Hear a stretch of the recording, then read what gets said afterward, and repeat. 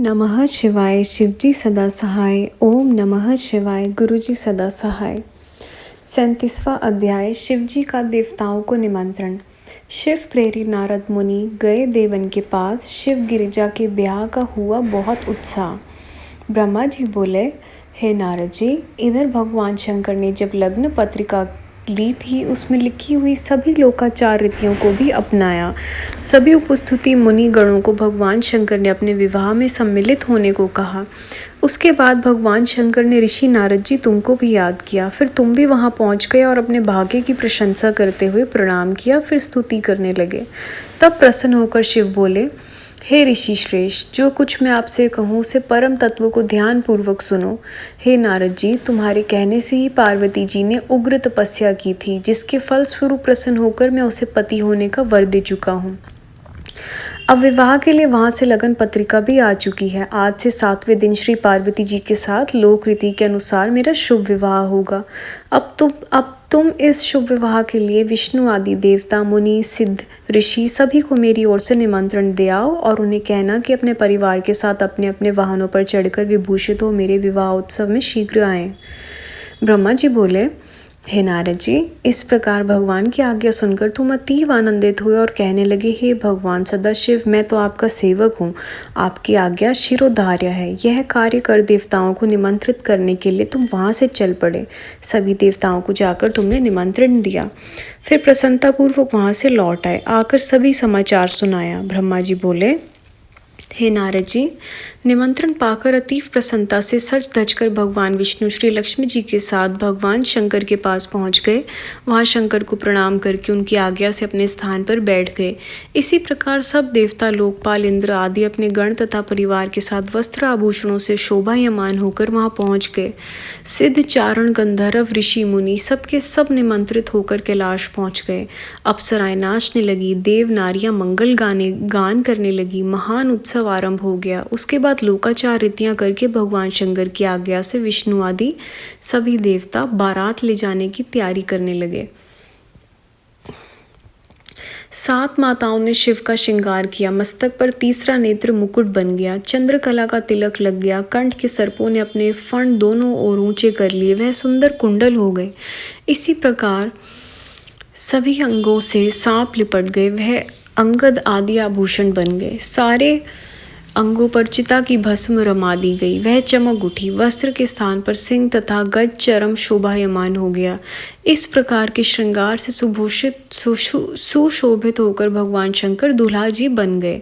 विष्णु जी कहने लगे, हे शंकर जी, आप विवाह गृह सूत्र की विधि के अनुसार करें। मंडप स्थापना, नांदीमुख, श्राद्धादि कुल रीति के लोग भी इसी प्रकार करते चलें। इसमें आपका यश होगा और लोग भी इसी प्रकार करने लग जाएंगे।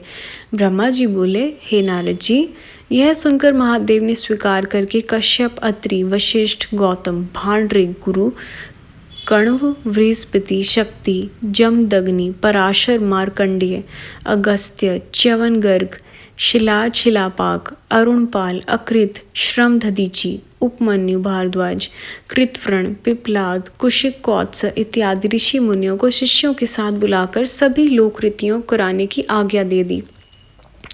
तब तो सबने मिलकर भगवान का रक्षा विधान करके ऋग्वेद, यजुर्वेद, सामवेद आदि के सूक्तों द्वारा स्वसित वाचन करना आरंभ किया।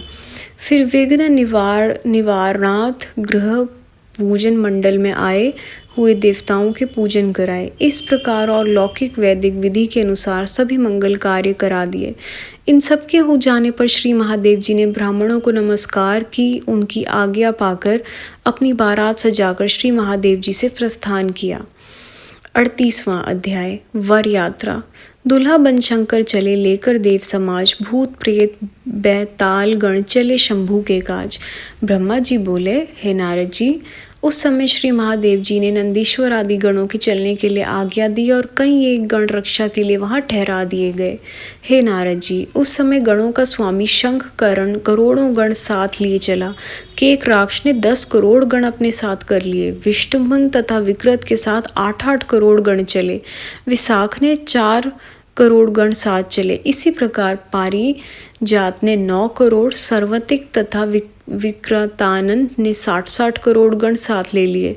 दुंदुभ ने 8 करोड़, कपालाख्य ने 5 करोड़, सुंदारक ने 6 करोड़, कंदक कुंडल 1-1 करोड़, पिप्पल तथा महाकेश 1-1 हजार करोड़, सनादक 1 अरब, चंद्रतायन तथा आवेशन 8-8 करोड़ कुंड और पर्वतक 12-12 करोड़, काल कालक महाकाल सनाइये 400 करोड़, अग्निमुख 1 करोड़, आदित्य मूर्धा, धनावह, कुमुद, अमोघ, कोकिल, सुमुत्र ये सब करोड़ करोड़, काक यादोदार, सनानक, महाबल, मधु, पिंगल, नील, पूर्ण, भद्र ये सब 9-9 करोड़, चतुर्दक, करण 20-20 करोड़, अहिरोमक, यज्ञावाक, शतमुन्य, मन्यु करोड़ करोड़, काष्ठा गुष्ठ 64 करोड़ गण साथ लेकर चले।